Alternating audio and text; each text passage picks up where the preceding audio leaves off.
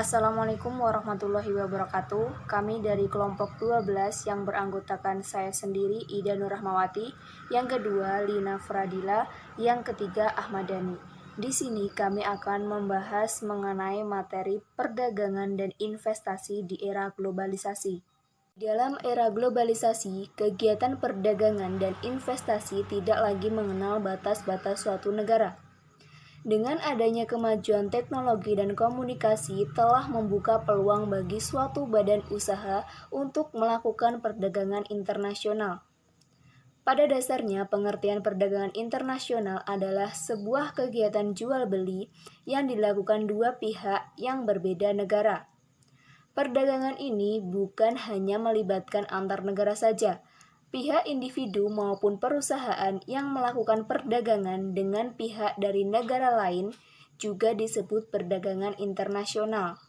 Menurut Cashdun et al., globalisasi perdagangan adalah salah satu jenis globalisasi ekonomi dan mendefinisikan globalisasi perdagangan sebagai meningkatnya atau berkurangnya komoditas jarak jauh dan global relatif terhadap pertukaran komoditas di perbatasan negara. Erigress dan Vermeer mendefinisikan globalisasi perdagangan sebagai tingkat ketidaksamaan antara persebaran aktual dan perdagangan bilateral dan patokan gravitasinya hanya ditentukan oleh ukuran dan jarak. Babones menulis bahwa globalisasi perdagangan adalah indikator tingkat globalisasi negara yang sering digunakan dalam literatur empiris. Baik, saya lanjutkan. Di sini saya akan menjelaskan berbagai manfaat dari perdagangan internasional, yaitu satu, terbukanya peluang kerja.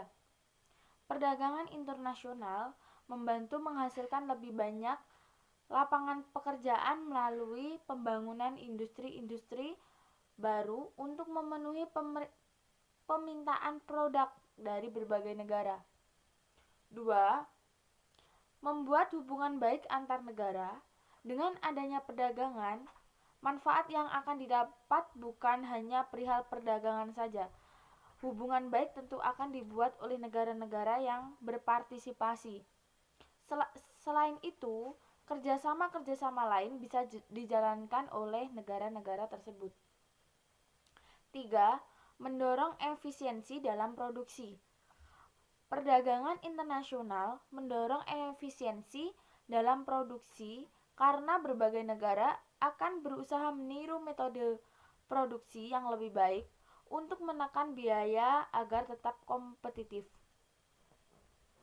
Sedangkan faktor-faktor yang mempengaruhi perdagangan internasional yaitu 1. Tingkat inflasi.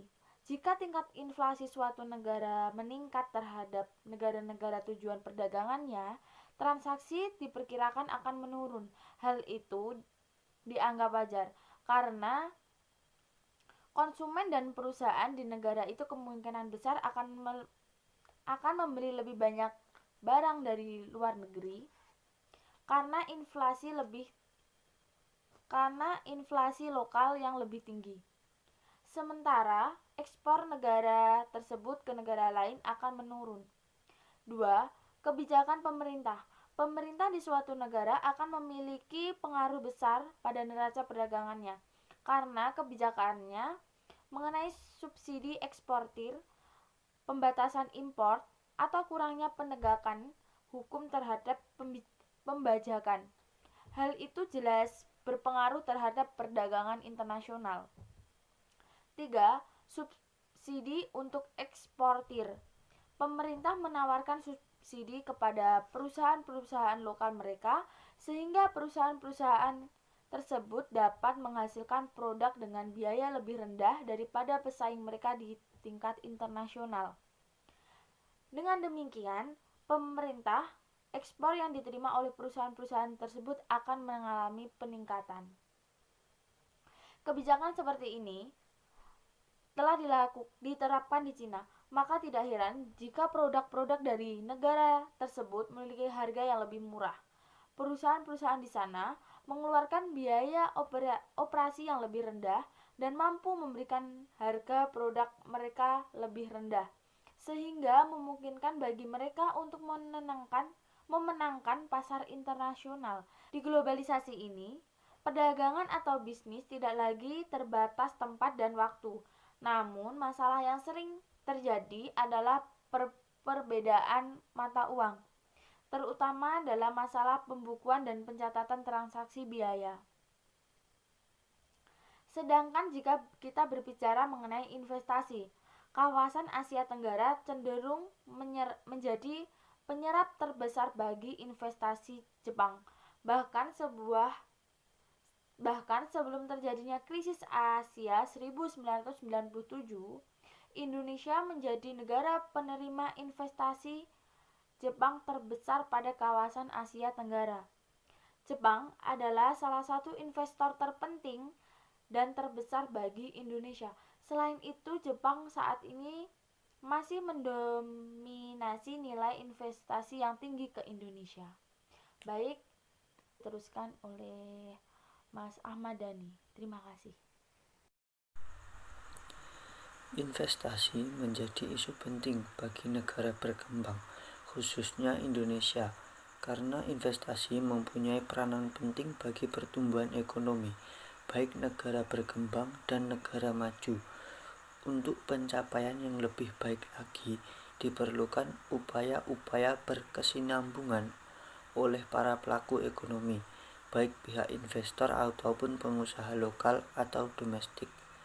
Hendaknya sama-sama memberi kemudahan dan perlakuan yang saling menguntungkan untuk membawa kepercayaan. Untuk bertahan dalam era liberalisme perdagangan, kebijakan ekonomi Indonesia hendaknya dapat membawa peningkatan kesejahteraan, tetapi yang justru terjadi adalah ketidakstabilan nilai investasi luar negeri dalam upaya pembangunan stabilitas sosial ekonomi nasional. Dampak pandemi terhadap investasi global. Salah satu aspek penting dalam investasi ialah ketersediaan dana dan modal. Namun setelah pandemi muncul, hampir semua negara mengalokasikan anggaran yang dimiliki untuk menangani krisis kemanusiaan. Upaya untuk menyelamatkan nyawa manusia dari penularan virus COVID-19 menjadi agenda utama dari semua negara, sehingga kegiatan pembangunan lainnya dan investasi bukan lagi menjadi prioritas penting.